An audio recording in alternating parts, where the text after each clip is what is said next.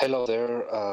This is the continuing lecture from our previous lecture on problem solving, searching. Okay, so just to recall what we have been discussing about in our previous lecture session, we were talking about the essence of search as a problem solving tool. The search problem, a way to solve search problems or any problems, the different phases of problem solving, from goal formulation to problem formulation, then simulated execution or search, and then finally to execution of your solution, either in open loop or closed loop manner. Then we discussed about world state, state space, and now today we'll be talking about the most important data structures for searching, which are state space graphs and search trees. And again, we will discuss the first type of searching, which is called uninformed searching. And on our next session, we will start talking about or discussing about informed searching strategies, heuristic searching strategies like A-star heuristic searching strategies. But today, we will be discussing about uninformed search strategies, which are mainly breadth first search strategy, depth first search strategy, and finally uniform cost strategy. So let's start by defining state space graphs. So state space graph, it's a mathematical representation of a search problem. Okay, it's simply a mathematical formalization technique of a search problem. It consists of nodes, arcs, and the goal state or goal test. When we come to nodes, nodes are world configurations or models of the real world, okay? And arcs are representatives of successors or action results. And the goal state is the desired goal state. It could be one or more. So if we have one or more goal state, we can subsume them under the goal test. One important concept in state space graph is that each state in state space graph occurs only once. So that means, for instance, in the right side of your screen, we have a sample Pac-Man game problem. Here we have a Pac-Man states or nodes, and in each Pac-Man state we have an agent and list of goals, okay? So applying some arc on a given state produces another intermediate state. So here, for instance, let's say this is our initial state. Here we have an agent. Here we have goals, list of goals. In our case, these goals are foods for the agent. So applying any type of action, which is represented by this arc, yields another resulting state. So somewhere in this state space graph, we might have goal state, okay? One or more goal states. So the purpose of state space graph is simply to model the problem domain. In this Pac-Man problem, we have different states from initial to goal states. For instance, in our case, the goal state is when all these foods are eaten up. So somewhere here, we will have an agent without any food remaining, okay? So we consider that one as a goal state. So simply speaking, state space graph is a graph, a data structure that is there to represent the problem domain, the search problem, by using nodes, arcs, and the goal test. And one node, one state can only appear once in a given state space graph. However, it's really impossible to exhaustively model real-world search problems by using state space graph. This is mainly due to the nature of the problem and the limitation in memory. Here we have another simple, very tiny state space graph for a tiny search problem. Here, for instance, we have an initial state called S and a goal state called G, and all other intermediate states. We have different arcs, which are successors or action results. For instance, applying this arc, let's say this arc is called 1. Applying this arc on a state S yields another intermediate state called P. Let's say this one is arc 2. Applying arc 2, which is another successor on initial state S, yields another intermediate state called E. This is very tiny state space graph, but it shows how a state space graph represents or models real-world configurations by using states or nodes, arcs, and the goal test. Okay, here we have goal.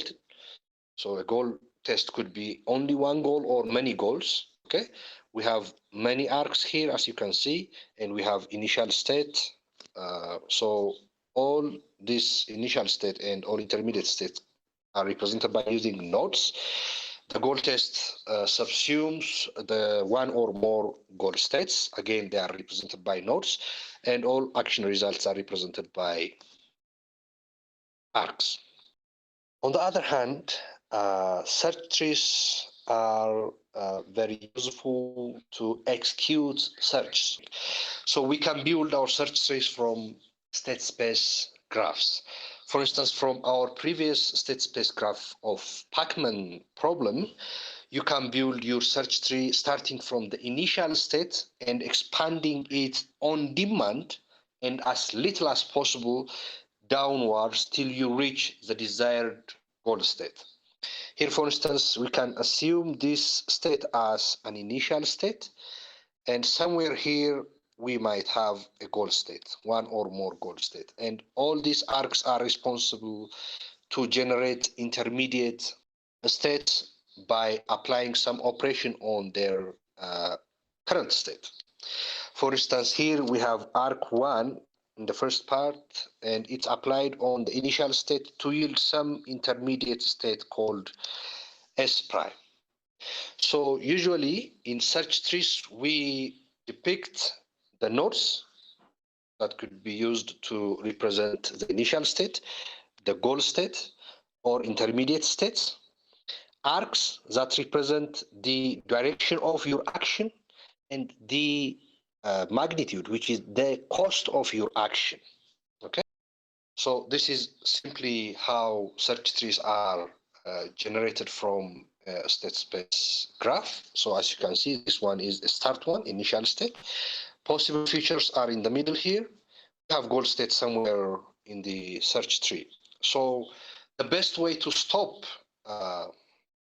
expanding your search tree is when you find the desired goal or the desired solution. So generally speaking, a search tree is a what-if tree of plans and their outcomes. It starts with the root node, and all children, intermediate states corresponds to successors or action results.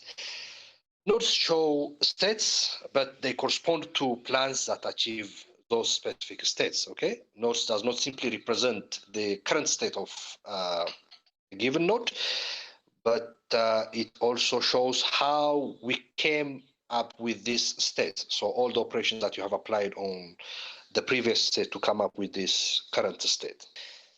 For most real-world problems, it's really impossible to build search trees exhaustively. And this is because of one, the nature of the problem, and the second one, limitation in memory. So we will discuss this one by example in the next few slides. Let's compare and contrast state space graphs and search trees. The diagram in the left side of The screen is a state space graph, and the right diagram is a search tree, which is an equivalent search tree for the state space graph state in the left side of your screen. So as you can see in the state space graph, we have an initial state here. We have a single goal state at the rightmost side of the diagram. And we have intermediate states, and we have arcs, which are successors or action results that shows actions applied on a given node or a given state to come up with next node or future node. Here in the search tree, we have again initial state here, and we have a goal state somewhere in the graph, but there is fundamental difference between state space graph and search tree. In the search tree, each node is an entire path in the state space graph. Okay, here, for instance, here, each node in this search tree is an entire path in the state space graph. That's one thing. And since there is possibility to expand a single state multiple times redundantly, it's advised to expand search trees on demand and as little as possible, because since we can expand a single node, let's say A, repeatedly, then there is high chance for us to not be able to represent our search tree in the memory that we have. So for that specific purpose, we are recommended to expand nodes on demand, specifically depending on your search strategy, and as little as possible. That means until you get the desired goal. Once you get the desired goal at early stage or at some stage, it's not really important to expand your search trees. It's a waste of time and a waste of memory.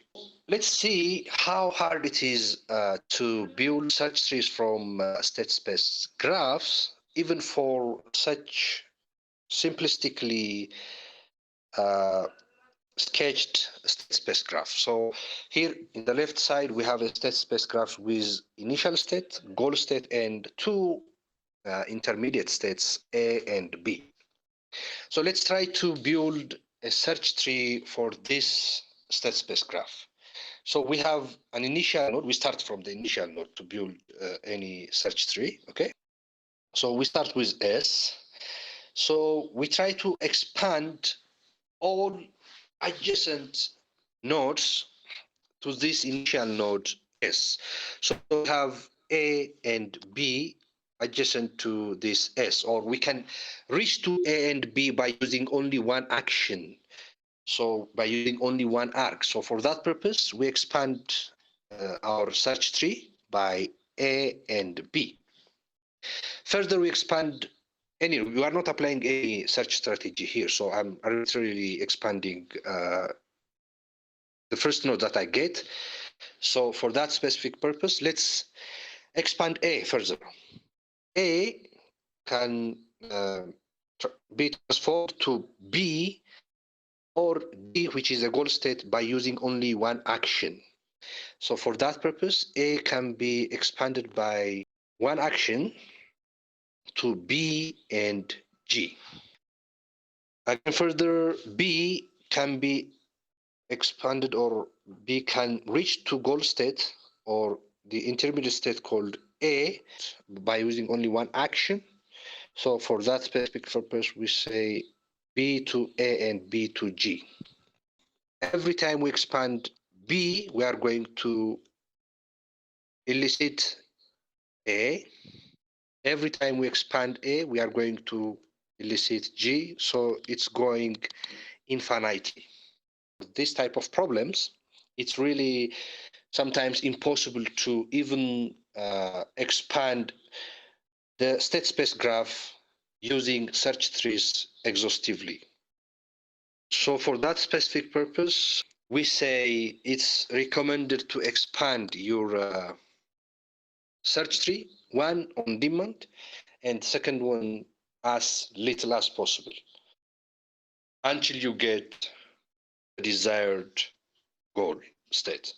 So as you can see in the search tree, there are lots of repeated states, but in the state space graph, there are unique list of states. So for that purpose, we were able to represent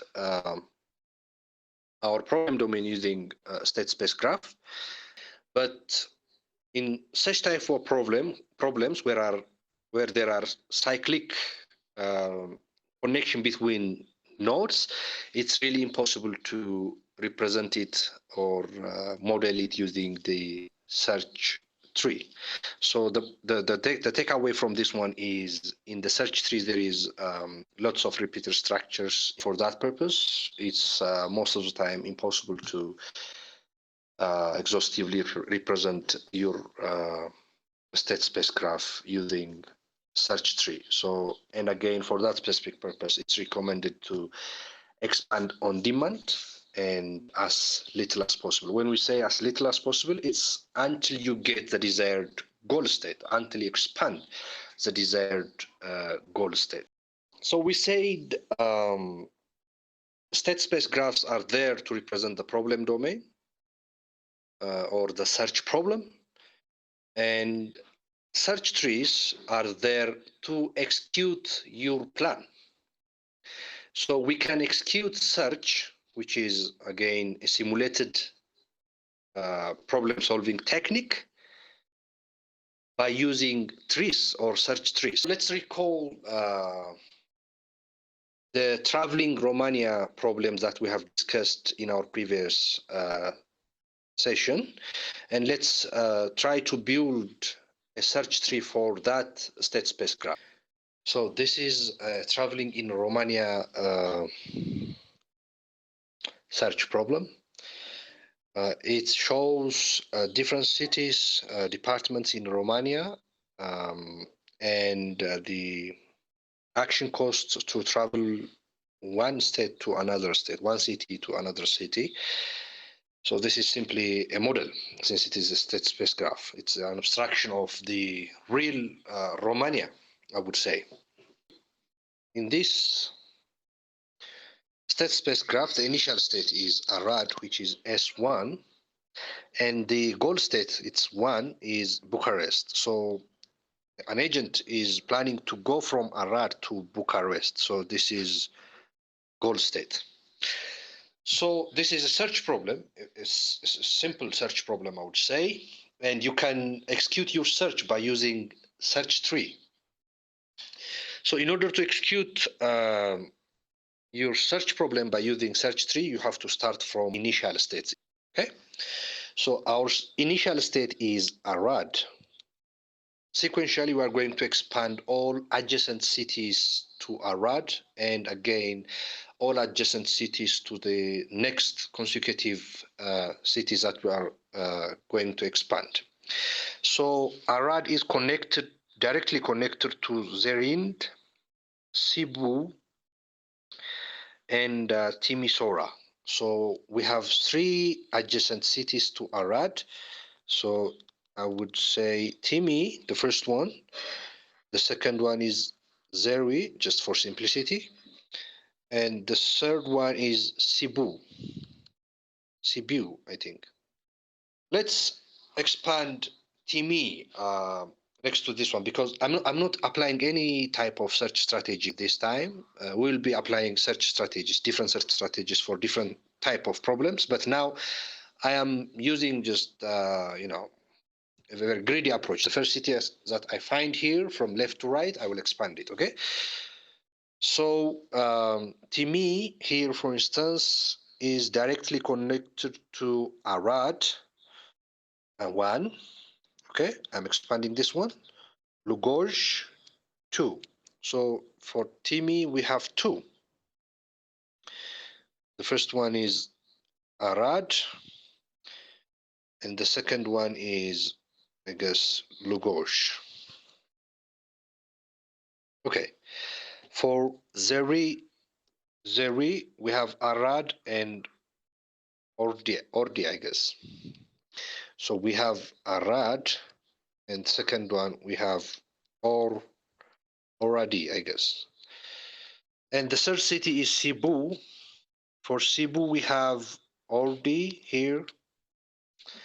We have Fagara. We have Riminishu. And we have Arad. So we have around 4 different states for Cebu. So we have Arad. We have Fagara. We have Rimi. And we have again what? Or Oradi. Okay, we can further expand this search tree until we get the goal state, which is Bucharest. Okay, the goal state called Bucharest. So this is how you build your search tree from state space graph. But the way I did does not define the essence of search, because I was not applying any search strategy. I was just simply expanding the first states that I come across. So search is simply all about deciding what strategy to use. And those strategies are all about which node, which state to expand next. So this is how we do or how we build our search tree from the state space graph. So as you can see, as we have built before, Cebu has 4 adjacent cities. Timisoara has 2 adjacent cities. Zerin has 2 adjacent cities. And it goes on and on until we reach to the goal state somewhere here. Being here at the Arad state, our fringe or frontier is Cebu, Timisoara, and Zerin. The criteria to define your frontier or for your fringe is mainly dependent on your search strategy. So the principle here is try to expand as few tree nodes as possible. So we already discussed that one in our previous lecture. This is a general algorithm or pseudocode for a tree search. So we call the function, the algorithm function, tree search, and it takes 2 arguments. The first one is the problem, and the second one is a strategy. When we say the problem, it could be state space graph, and the strategy could be any strategy, any search strategy. For instance, it could be best first search, or it could be breadth first search, or it could be depth first search, or it could even be uniform cost search strategies, okay? Cost sensitive strategies. And this function returns either a solution or failure. Okay, if it is able to find the goal state, it returns a solution. And if it is not able to find goal state, it returns failure. So it starts by initializing the search tree using the initial state of problem. So previously we initiated it by Arad, right? In the traveling Romania problem, the initial state was Arad. So we initiated our search tree by using the initial state called Arad.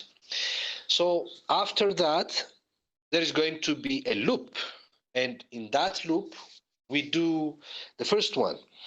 If there is no candidates for expansion, then we are at the leaf node, at the final frontier node, then we return failure, because we are not able to find any goal state until we reach to a candidate that cannot be expanded further. Second, choose a leaf node for expansion if it is expandable according to strategy. Mind you, the strategy could be an informed search strategy or informed search strategy. If the node to be expanded contains a goal state, then return the corresponding solution. Then the solution is found. Otherwise, else expand the node further and add the resulting nodes to the search tree. That's what we did in our previous slide. Okay, so the important idea here is fringe or frontier. These are nodes that are subject to expansion. And the term expansion, which refers to the way we traverse through nodes and get their children node. And the strategy or exploration strategy is about the different types of search strategies that we will be employing.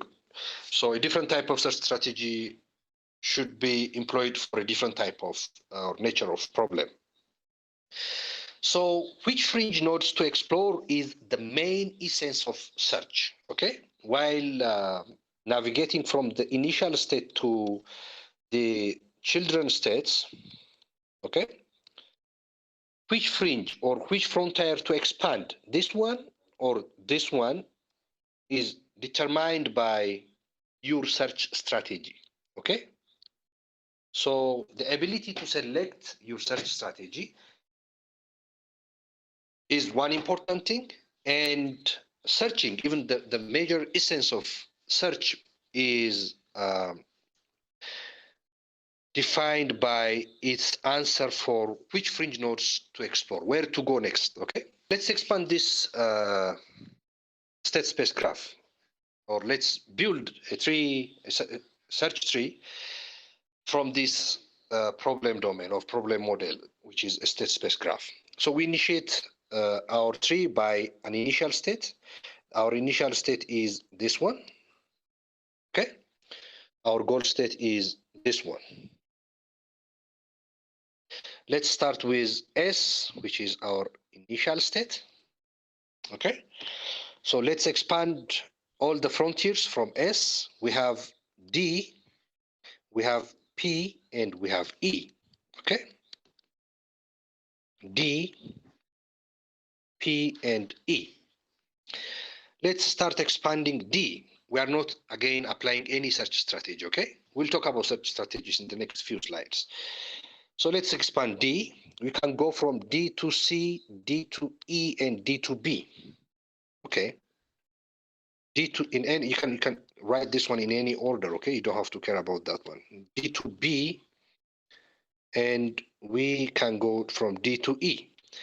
From P, we can go directly to Q and nothing else. Good.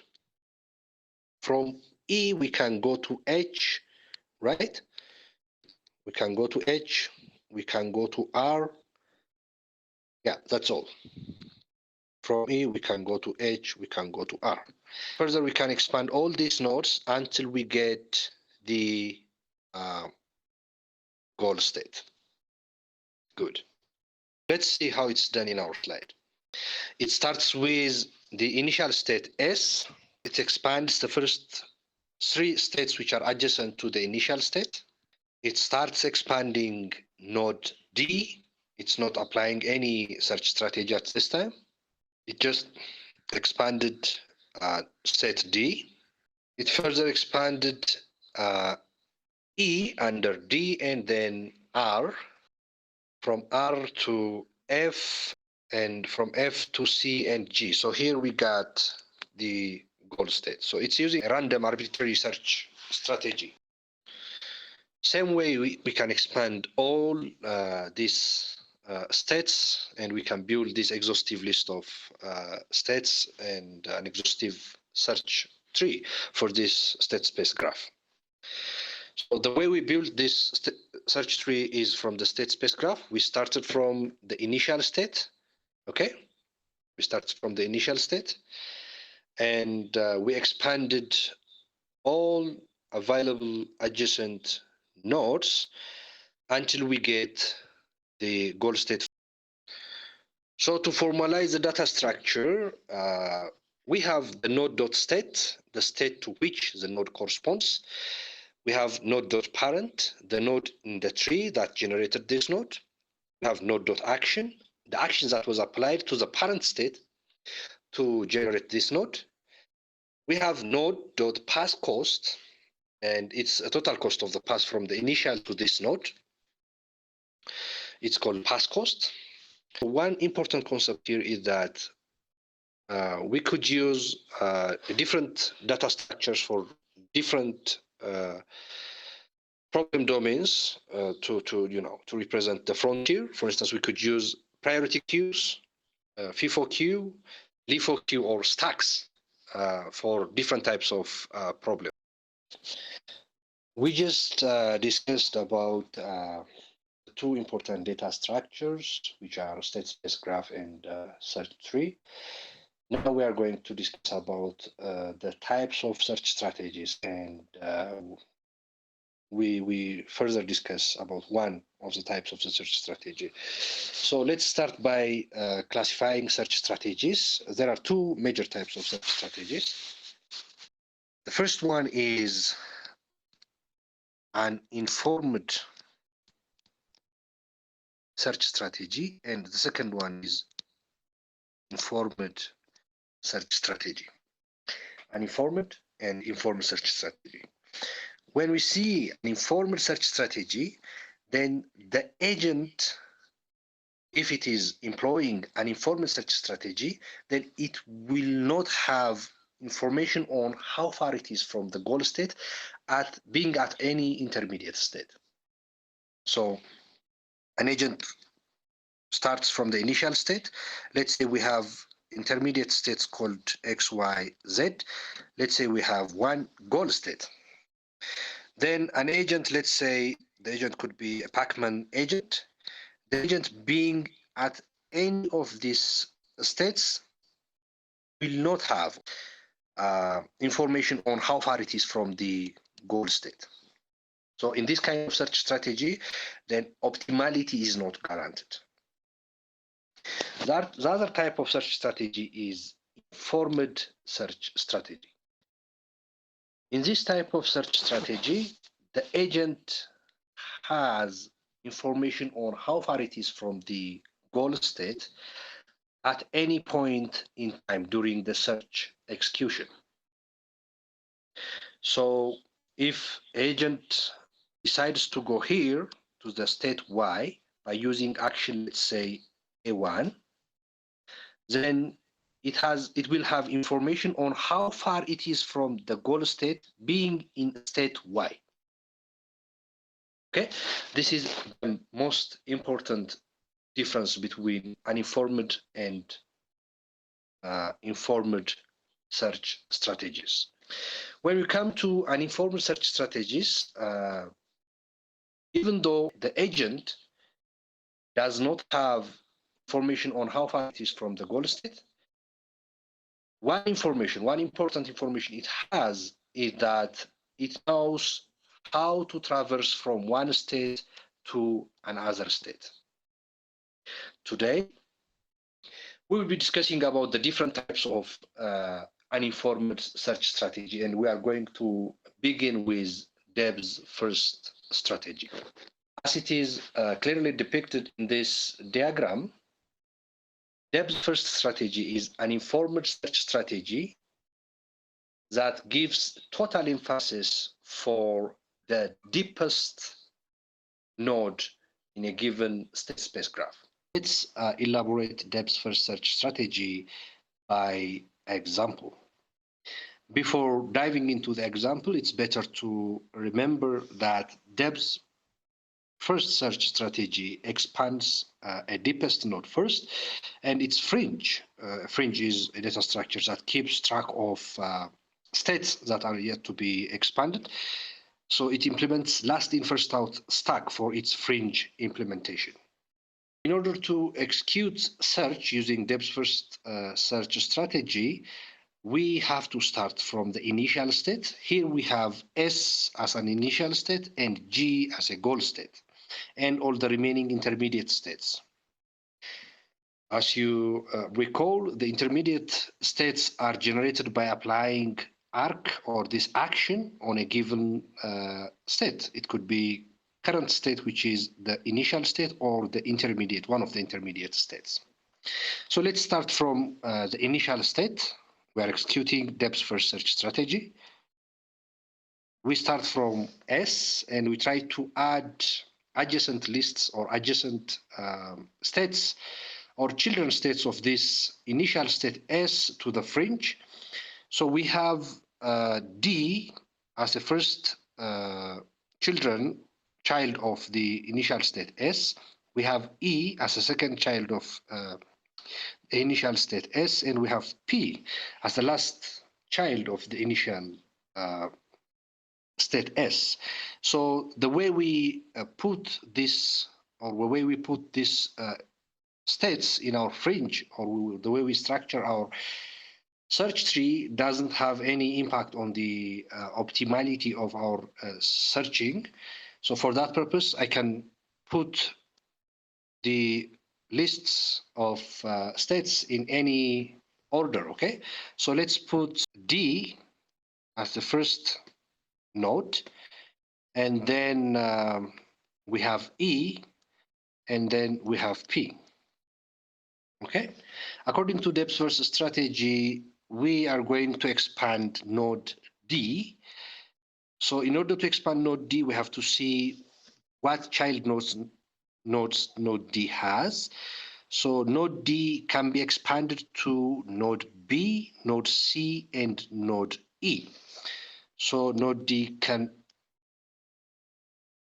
have 3 actions that transforms it into B, C, and E.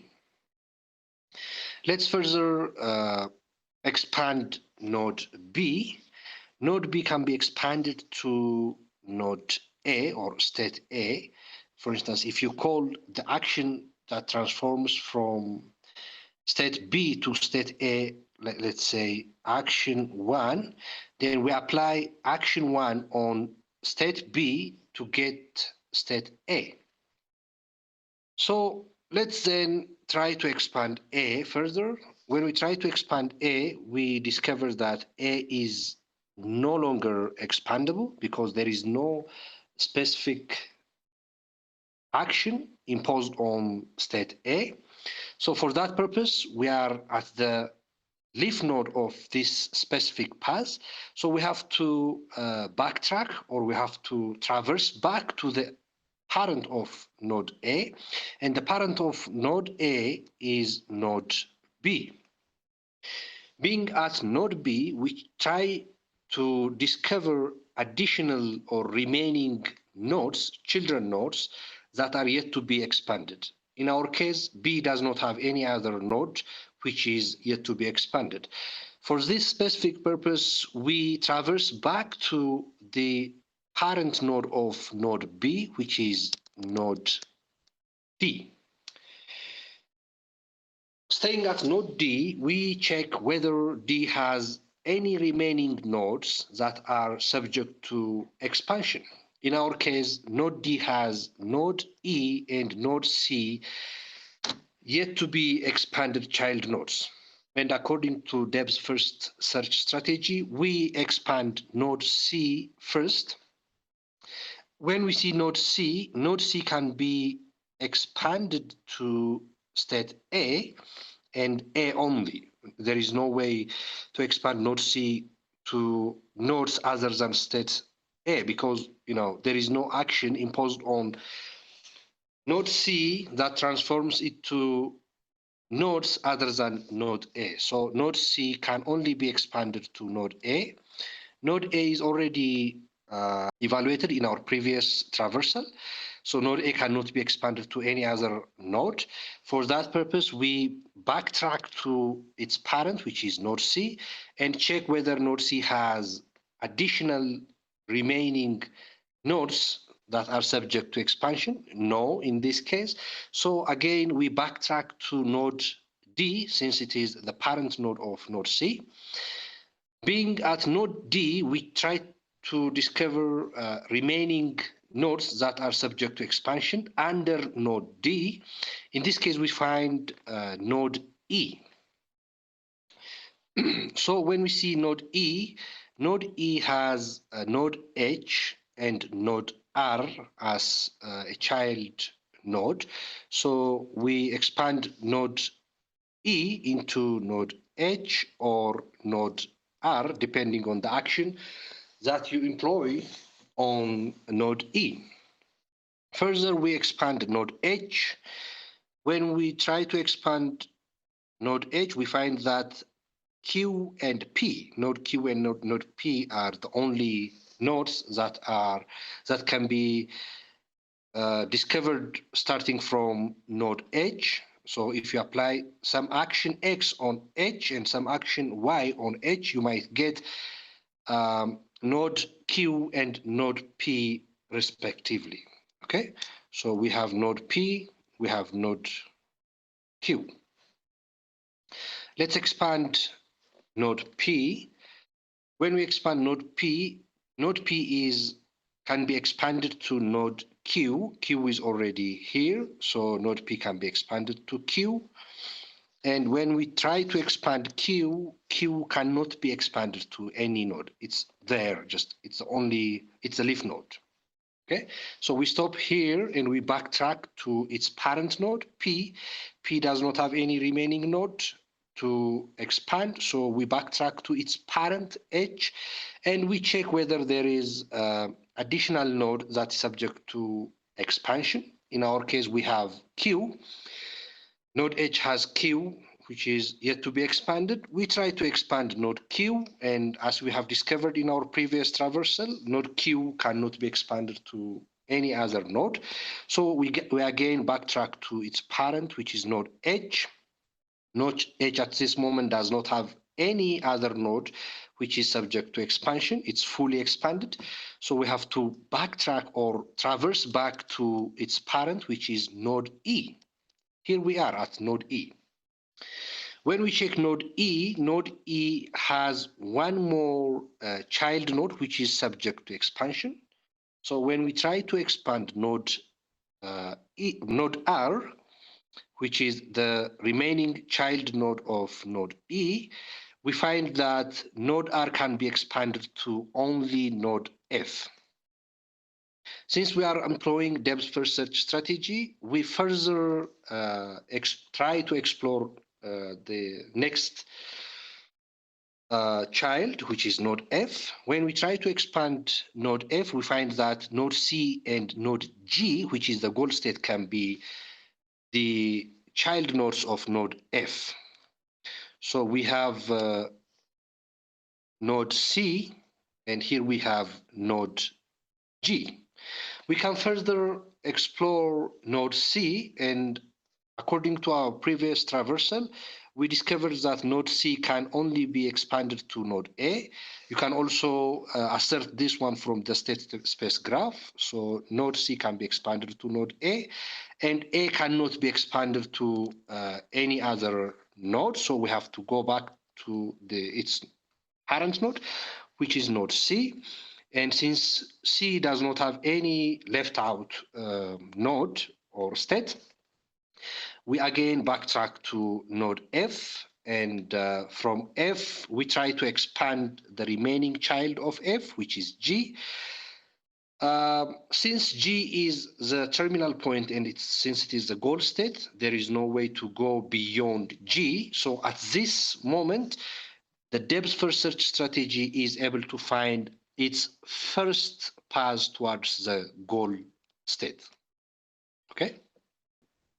Gradually, we are supposed to explore all other nodes under the unexplored parent node here and here, and decide which one is optimal in relation to the other one. So one important concept here is that depending on the ordering of your states in your search tree, the search execution paths might differ, but the optimality is not affected.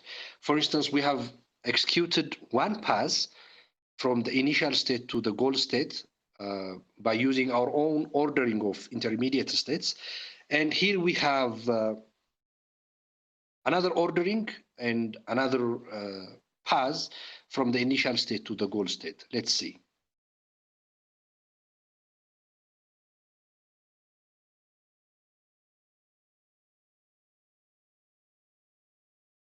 So now let's talk about the properties, the properties of depth-first search algorithm. Depth-first search algorithm is very important, an informed search strategy-based algorithm, and it's guaranteed that you will find goal state as long as that goal state is available, and as long as there is no loop or cyclic graph in your state space graph. So for this specific purpose, it's really important to execute depth first based searching for problems that does not have cyclic or that does not have state space graphs with infinite loops.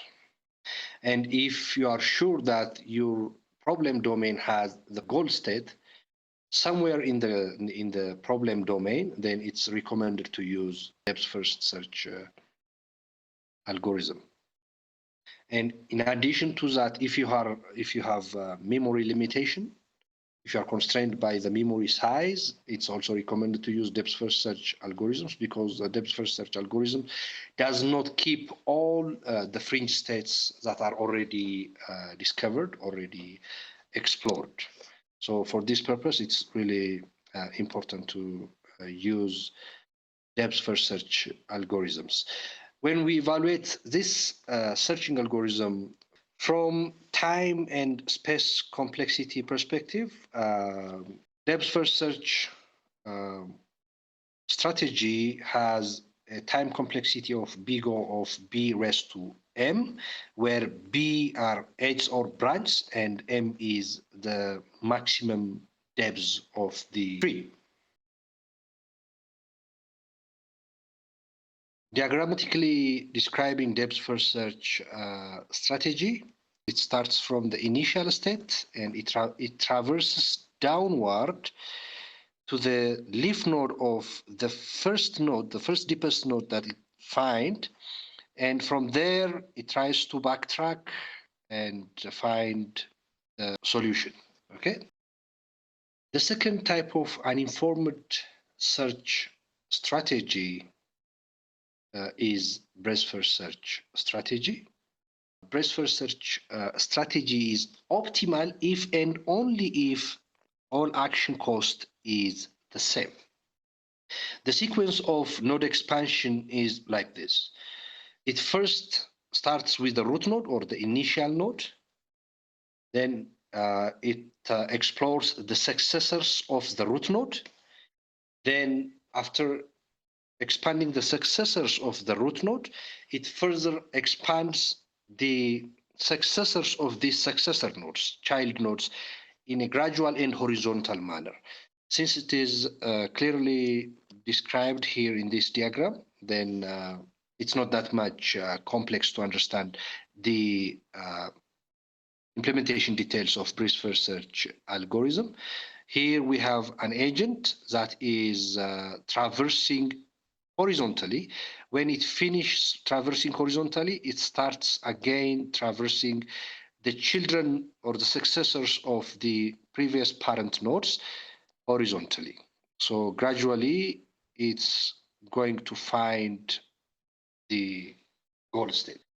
It's kind of best first search algorithm. If you remember best first search algorithm, best first search algorithm is an algorithm that searches or that expands successors based on some value.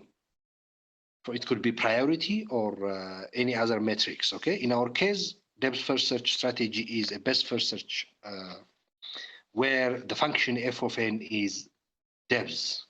So you give it the depth value, then it expands nodes in that depth level. So it implements FIFO first in, first out queue.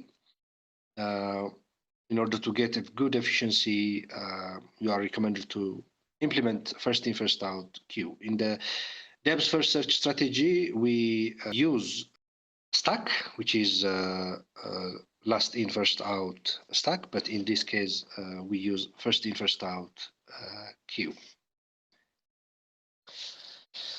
Let's see the implementation details of breadth first search strategy by example.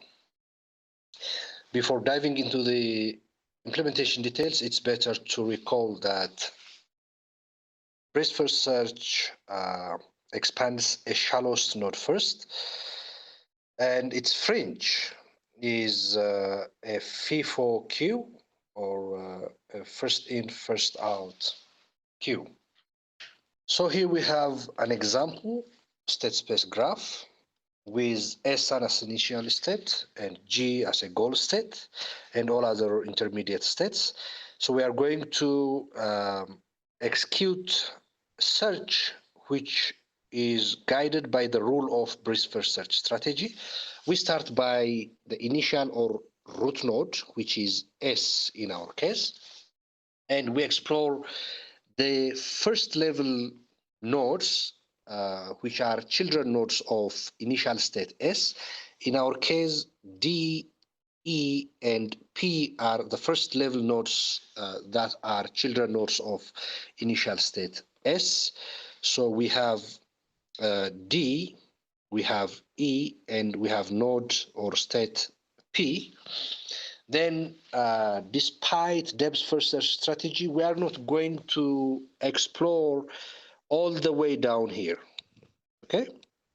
In the case of depth first search strategy, we used to explore all the way down to the leaf node of this first pass and go back to or backtrack to the parent node of the initial state. Then again, go down to the other goal state or leaf node using different paths. But in this case, we are going to explore all nodes in a given level before proceeding to exploring nodes in the next level.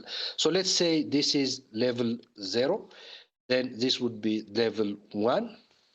So first we have to explore all nodes in level 1 before proceeding to level 2 in the case of brief first search strategy. So we have to first explore node D. In our case, node D can be transformed to node C and node E and node B.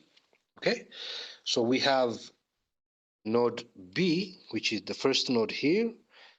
We have node C and we have node E. We are not done yet. We have to also explore the next node, which is node E. Node E can be explored to or transformed to node H and node R. So we have node H and we have node R. Further, we have to explore node P, which is the only remaining node which is yet to be explored. Node P here can be explored to node Q only. Okay, node Q. Now we got level 2 of our search tree. All nodes in level 2 of our search tree are explored. So the next step would be to explore level 2 nodes in order to get level 3 node, okay, if there is any. So let's start from node B. We can further expand or explore node B in order to get only node A. So node B can only be explored, expanded to, or transformed to node A. Sorry, node A. So there is nothing to explore here under node B. Then let's proceed again to node C. This is brief first search strategy, mind you. Node C can be transformed to node A, and yeah, it can only be expanded to node A. Again, same as node B. And the next node subject to expansion is node E. Node E can be expanded to node H and node R. In the same level, we have node H here. Node H can be expanded to node P and node Q. Okay. Node Q, it's in the same level. And again, we have node R, which is subject to expansion. Node R can be expanded to only node F. In the same level, we are left with only one node, which is yet to be expanded, which is node Q. Node Q cannot be expanded to any other node. So we have level 3 set of states, set of nodes. It starts with this one, node A, node H, node R, node Q, and node P. Again, we go back to the leftmost node of these level 3 nodes and further on expanding it. So node A cannot be expanded to any other node. Here is our reference, okay? Here also this is redundant, so node A cannot be expanded to any other node here. It cannot be transformed to any other state because there is no specific action imposed on node A. But we have node H. Node H, as we have already discussed there, can be expanded to node P and node Q, okay? Node P and node Q. We have node R. Node R can only be expanded to node F, okay? And in the same level, we have node Q, which is again redundant. Q cannot be expanded to any other node because there is no action employed or imposed on node Q. But we have node P here. Node P can be further expanded to node Q. So node P can be expanded to node Q. Here we have, okay? So now we came up with another level of nodes, which is level 4 or depth 4 of nodes. We have a set of states Q, F, and P. We already said Q cannot be expanded to any other state. P can only be expanded to Q, right? And F can be expanded to either C or G, or the goal state. We already found the goal state here, but we keep on exploring them, okay? For the ease of understanding.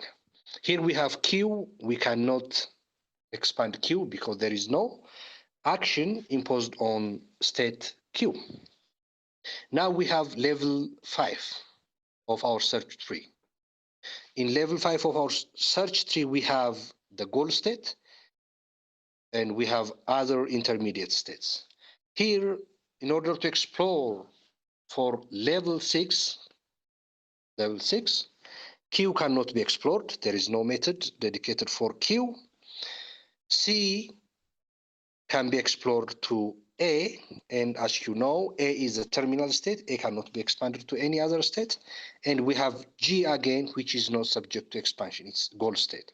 So finally, we have found solution for our search problem, which is this one. The solution is also well articulated in this diagram that shows the horizontal traversal of the agent by using breadth first search strategy, depending on this state space graph. So as you can see here, the search algorithm or search strategy, which is breadth first search strategy, is able to find the goal state efficiently. To discuss a little bit on the properties of breadth first search strategy, it processes all nodes above shallowest solution. This is one of the properties of breadth first search strategy. And then let's say the depth of the shallowest solution be S, then the complexity of breadth first search strategy is big O of B raised to S, where B is the edge or branch of the given search tree, and S is the depth of the shallowest solution of the search tree T. When we come to the space utilization of breadth first search strategy is big O of B raised to S, where again B is the branch and S is the depth of the shallowest solution. So the memory requirements are usually higher than the time requirements because despite the depth first search algorithm, which eliminates all discovered nodes before traversing to the next fringe. Depth first search strategy keeps track of the visited nodes. So for that purpose, the memory requirements of breadth first search strategy is higher than time requirements of breadth first search strategy. If there is finite solution, then we can say breadth first search strategy is a complete solution, or it's guaranteed to find the solution if it exists and if it is a finite search tree or state space graph. And it's optimal if and only if all costs are the same. If all costs to traverse from one state to the next adjacent state throughout the search tree is the same, then we can say that breadth first search strategy is an optimal search strategy. So this shows how agent traverses on a given search tree by using the breadth first search strategy. Right now we have discussed depth first search and breadth first search strategies, which are the most popular types of uninformed search strategy. But we have also discussed about the setbacks of these two algorithms. For instance, if we see the breadth first search strategy, it has advantages in time complexity. And when you go to depth first search strategy, it has space advantage, space complexity advantage. It has the lowest space complexity. For instance, specifically when you go to depth first search strategy, the biggest setback is that it may end up in a deadlock. It may end up diving infinitely if there is a cycle or a loop in a given state space graph or in a given search problem. So as a solution to that specific problem, another type of uninformed search strategy is introduced, which is called iterative deepening. Iterative deepening is a depth-limited depth first search strategy. What it does is it limits depth to some specific level L, and consequently, it gets a time and space complexity of big O of B raised to L and big O of B times L, respectively. Big O of B raised to L of the breadth first search time complexity, which is equivalent to the breadth first search time complexity, and big of B times L, which is equivalent to the space complexity of depth first search. So the idea here is to get the depth first search space advantage with breadth first search time complexity advantage. So the implementation detail looks like this one. The iterative deepening algorithm or depth-limited depth first search algorithm limits the depth of the tree to 1 for the first round. It explores the fringe until it reaches the first depth. If it cannot get the goal state in the first round or in the list of states in the first depth, then it increases the size of the depth to 2 and starts exploring the fringe. If it cannot find the goal state in the second depth of the search tree, it increases the size of the tree depths and tries to detect or tries to find the solution or the goal state G. It seems this type of searching algorithm is wastefully redundant because every time, for instance, for the first level, we are going to explore this one once, the first level nodes once. When we increase node to 2, for instance, we are again supposed to explore the first depth nodes and again the second depth nodes. Okay. When we increase the depth for the third time, we are again supposed to expand the first nodes the first level nodes, second level nodes, and third level nodes. So it seems, wastefully redundant, but one good news here is that in any type of tree search, the most tiresome job is at the end of or at the base level of the tree search. So making these top level nodes redundantly might not have that much big influence on the time and space complexity of the algorithm. The time complexity of iterative deepening is O, big O of B raised to D. So D here, D is L that we have discussed in the previous slide. So if D is the depth of the search tree and B is the branch of the search tree, then the time complexity of iterative deepening is O of B raised to D.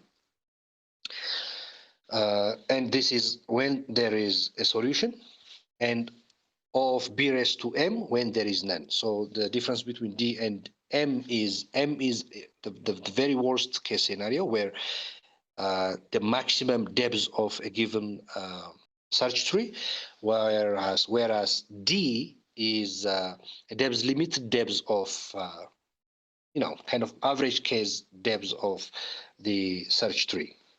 When we come to space complexity, it's the same as the depth first search space complexity. It's O of B times D when there is a solution, and O of B times M when there is none. Okay, let's discuss iterative deepening by example. We said iterative deepening is a depth limited depth first search strategy. So here we have a state space graph, a sample generic state space graph with initial state S and goal state M. Okay, goal state M. So iterative deepening is depth limited depth first search strategy. So the only thing we do, which is different from depth first search, is that by iteratively limiting the depth of a given search tree.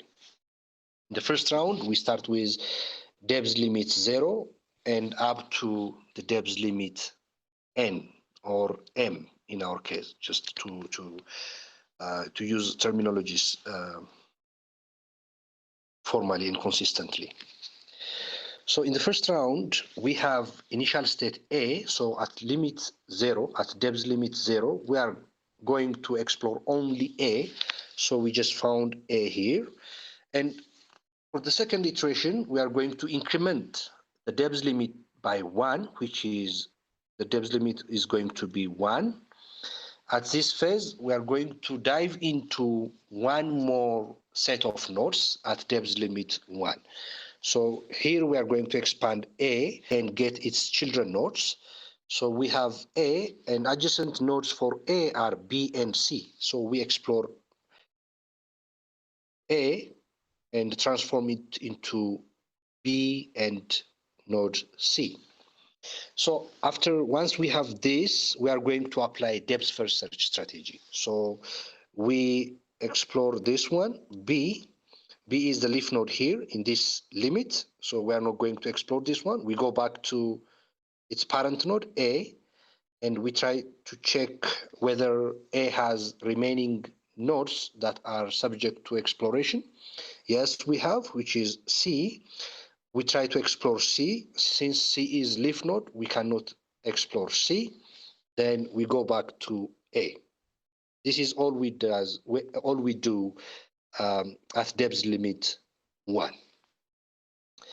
Then if we are able to get the solution, in our case, the solution is node M, then we'll terminate our iterative deepening or our searching. But if we could not get the result or the desired goal, then we are going to iterate and increment the limit of the depth by 1 for the next iteration, for the next process. So at this round, the depth limit is going to be 2. So we are going to construct a search tree with 2 depths. So here we have A with B and C as depth 1, right? So since our limit is 2, we are going to explore B and C. So B can be further explored to D and E, and C can be further explored to F and G. So finally, we are going to have this 2 depths search tree. Then once we have this, we are going to apply depth first search strategy in order to come up with the solution state or the goal state. So according to the depth first search strategy, we are going to explore the leftmost or the deepest node first. Then we have B. We try to explore B. We find D. We try to explore D. At this moment, D cannot be explored because it's a terminal node, leaf node. So we have to backtrack to B. We check whether there is another node which is subject to exploration. Yes, there is. E. We check if E is further expandable or not. If it is not, we go back to its parent node, B. If there is no left out, if there is no remaining node to be explored here at stage B, we go back to node A, which is the initial node. From the initial node, we check whether there is left out node or whether there is remaining node, which is subject for exploration. Yes, we have node C. Again, since we are applying depth first search strategy in iterative deepening mode, we try to check if C has nodes for exploration. Yes, there are F and G, and according to depth first search strategy, we choose F. Again, we try to explore F. Our intention is to get the goal state M. Since F is a leaf node, and since it is not explorable, since it's not expandable, since there is no action imposed on this F at this very moment, we go back to its parent node, which is C, and check if there is any left out. Yes, G is subject to exploration. Then we try to explore G. If G is the goal state, then we terminate our searching because we found the optimal solution here. So we're supposed to stop here. But if G is not the solution and if G cannot be explored, we go back to the initial node, the parent node of G, and again, consecutively, we go back to the initial node, and if there is any left out, we return failure, since we are not able to find the solution. So since we are not able to find the solution M in this depth limit 2, we are going to increase the depth limit by 1 until we reach a depth limit that helps us get the desired goal called M. This is how iterative deepening works. So it's better to remember or recall that the time complexity of this iterative deepening is big O of B raised to B is for branching, D, and the space complexity of iterative deepening is big O of B times D. This is both in worst case scenario, since we are talking about big O. Okay, so the most commonly known type of cost-sensitive search algorithm, which is still uninformed research algorithm, is Dijkstra algorithm or uniform cost search. The strategy here is to expand a cheapest node first and ultimately find the least cost path from the initial state to the goal state.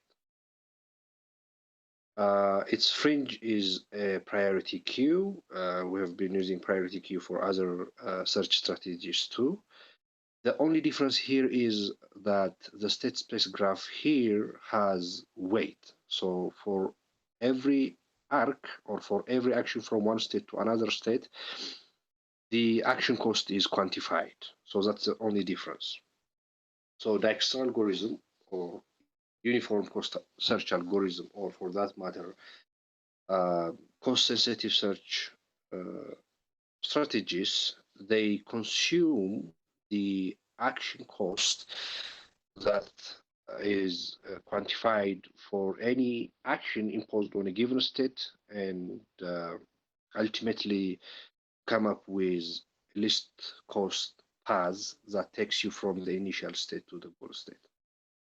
Here we have a sample example, which is the diagram is common to us because we have been using this same diagram for depth first search and breadth first search algorithms. But the only difference here is there is weight for each arc that's connecting one state to another state. So the goal of this searching or problem solving is to reach from state S to state G with the least possible path cost. So in order to clearly show the implementation details of this Dijkstra algorithm, we are going to use both search tree and this tabular structure to keep track of the value of states in this state space graph.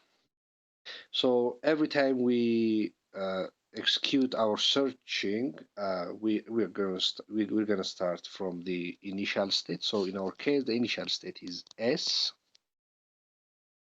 Okay. So here we have an initial state S, and the action cost of the initial state. That means the action cost to move from S to S is obviously 0. So in our first phase, we selected S as our first node, and its corresponding action cost is calculated as 0.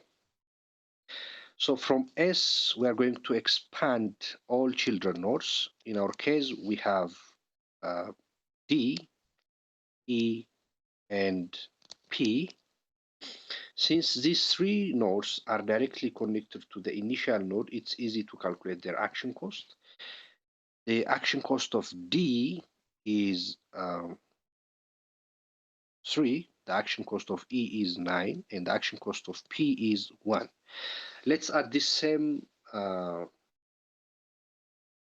nodes to our fringe as a second step. In the second step, so here we have S, which is already selected with value 0. We have D, which with value 3. We have E with value 9. And we have P with value 1.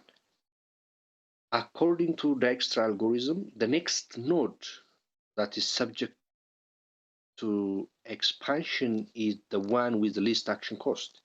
So here, the one with the least action cost among these three states is P, because P has 1 action cost. So next, we are going to expand P. So by using this state space graph as our reference, P can only be expanded to Q, right? So we are going to add Q to our fringe. So here we have S, and on our third step, we just selected P, so S is selected with value 0. We have D, which is not selected yet. We have E, which is not selected yet. We have P. We just selected P, and because of that, we are adding Q, which is children of or child of P, into our fringe. Okay. Now, since we know the value of P, or the action cost of P, and since Q is a direct child of P, we can easily calculate the action cost to traverse from S to Q. So the action cost to traverse from S to P is 1, and the action cost to traverse from P to Q is 15. So the action cost to traverse from S to Q is going to be 16. Now we have 3 more nodes which are not explored yet or expanded yet. We have D, E, and Q. According to Dijkstra algorithm, the least cost node is subject to immediate expansion. So from what we have here, D is going to be expanded in the next phase, right? So S is already expanded with value 0. Now we are going to expand D, and E is there, which is not expanded. P is already expanded, and Q is not expanded yet. But because of the addition of D into our fringe, we are going to explore more of D. That means we are going to add the children of D into our fringe. So according to our state space graph, D is directly connected to B, C, and E. Okay, so D is directly connected to B, it's directly connected to C, and again E. Since we know the action cost of D, which is 3, and since all other nodes like B, C, and E are directly connected to D, it's easy to calculate the action cost of all of these states. So we are going to add specific action cost to move from D to this B, C, and E um, into the action cost of D in order to get the action cost to traverse from the initial state to these corresponding states. So the action cost of D is 3, and the action cost to traverse from D to B is 1. So 3 plus 1 is going to be 4. So the action cost to traverse from initial state to state B at this moment is 4.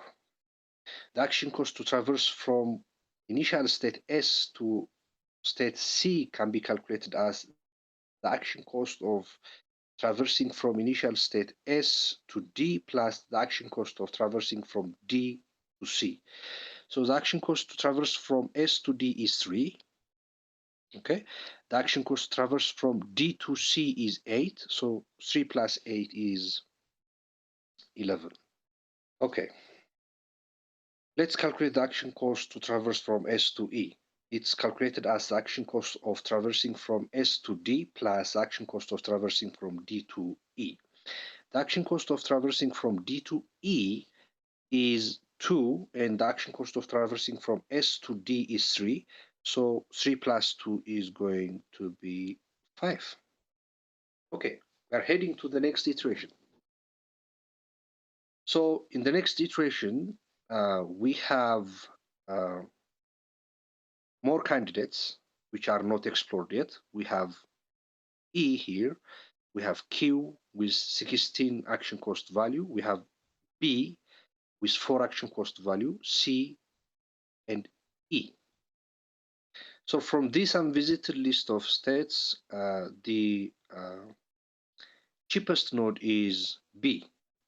So in the next iteration, we are going to select B. So we have S, which is visited with value 0. We have D, which is visited with value 3. We have E with value 9, which is not visited yet. We have P, which is visited with list action cost value 1. We have Q with value of cost 16, and we are going to select B because it's the least among the unvisited list of states. So it has value 4. And we have state C and we have state E. We have state E with value 5, and we have state C with value 11. Now, it's better to know one concept in the Dijkstra algorithm called relaxation. Okay, so for instance, if B is connected to any other state in this state space graph, then the update in the value of B may affect the value of corresponding children nodes.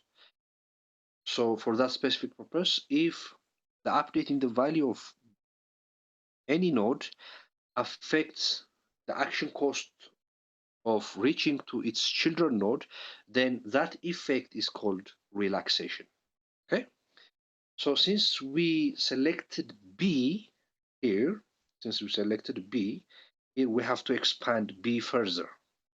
So the only node that we can reach to from state B is A. So here we have to add A as an additional node. And since we have value, action cost value of reaching to node B, and since node A is directly connected to node B, then it's easy to calculate the action cost of traversing from initial state to node A or state A. So it's the addition of the cost of traversing from S to B and the cost of traversing from B to A. The cost of traversing from B to A here is 2, and the cost of traversing from S to B is 4. So 4 plus 2 is going to be 6. So for the next iteration, we have one more candidate added and one more candidate subtracted from the fringe, which is B. So from this, we have E unvisited with cost value 9. We have Q, which is again unvisited with cost value 16. We have C with cost value 11. We have A, we have again E with cost value 5, and we have A with cost value 6. From this, A is the least, a node with the least cost. So for that purpose, in the next iteration, we are going to select E with action cost value of 5. So here we have S, which is already explored, and its value is 0. We have D already explored with cost value, action cost value 3. We have E, which is not explored. Its action cost value is 9. We have P, it's primarily explored with action cost value 1. We have Q with the largest action cost value, which is 16. We have B, which is already visited with action cost value 4. We have C with action cost value 11, and it is not yet visited. And we have E with action cost value 5, since it is the least among the unvisited list of states. We are going to select it now for exploration, for expansion. And the remaining unexpanded list is A. Its value is, current value is 6. Since we added E into our fringe, we have to explore its children. E's children are H and R. So we have to add H and R into our fringe. Since we have the action cost value to traverse from S to E, and since H and R are directly related to or connected to E, it's easy to calculate the action cost value of H traversing from S to H and S to R. So the cost of traversing from S to E is 5. The cost of traversing from E to H is 8. So the cost of traversing from S to H is 5 plus 8, which is 13. Okay? Again, the cost of traversing from S to E is 5. The cost of traversing from E to R is 2. Then the cost of traversing from S to R is going to be 5 plus 2, which is 7. So for the next iteration, we are going to select node with the least action cost value. Here we have E, which is not yet visited. Okay. Here we have C with value 11. E was with value 9. We have A with value 6. We have H with value 13, and we have R with value 7. Okay. So the least node among this unvisited list of states is A, which has an action cost value of 6. So in the next iteration, we are going to select A. Since we have selected A for the first time, we have to expand all the children of A. But from the state space graph, it's obvious that A cannot be expanded to any other state. So we cannot affect the fringe state at this moment.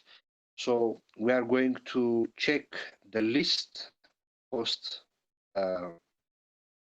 node among the remaining list of states.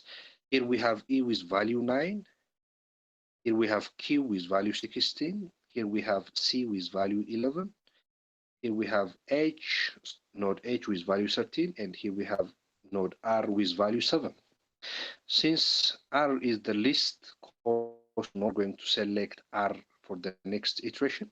So we have S. I'm going to use this part. Okay.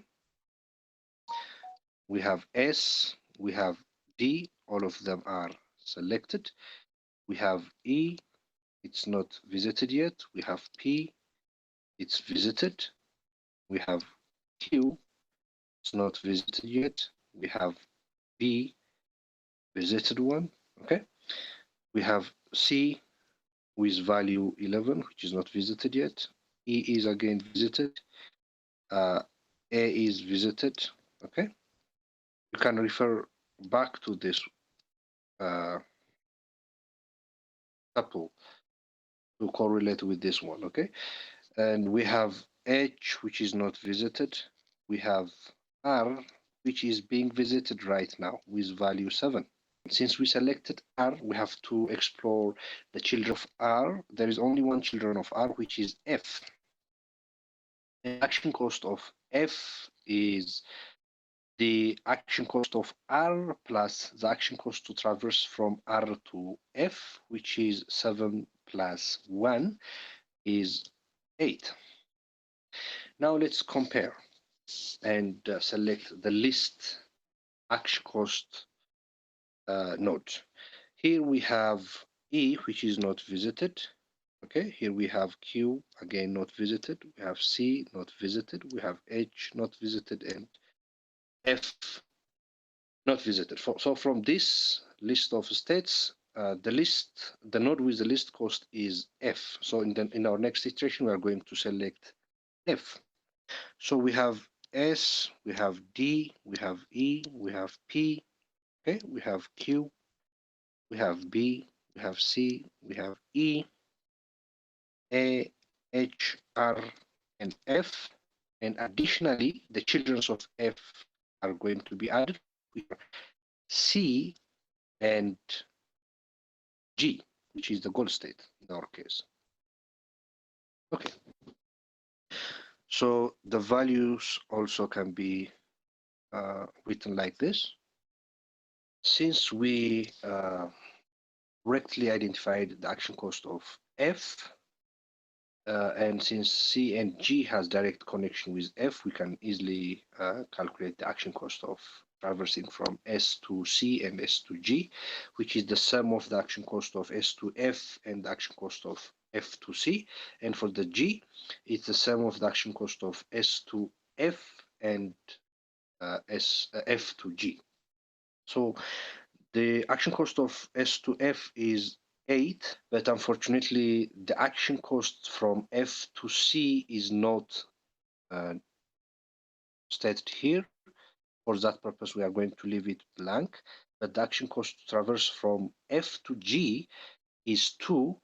So in order to calculate the action cost to traverse from S to the goal state G, which is the least cost path action cost, we are going to add the action cost from S to F and action cost from F to G. The action cost from F to G is 2. The action cost from S to F is 8.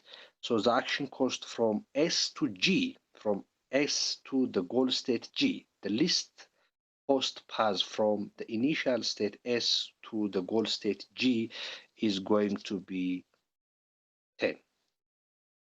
It's also well articulated in your slide.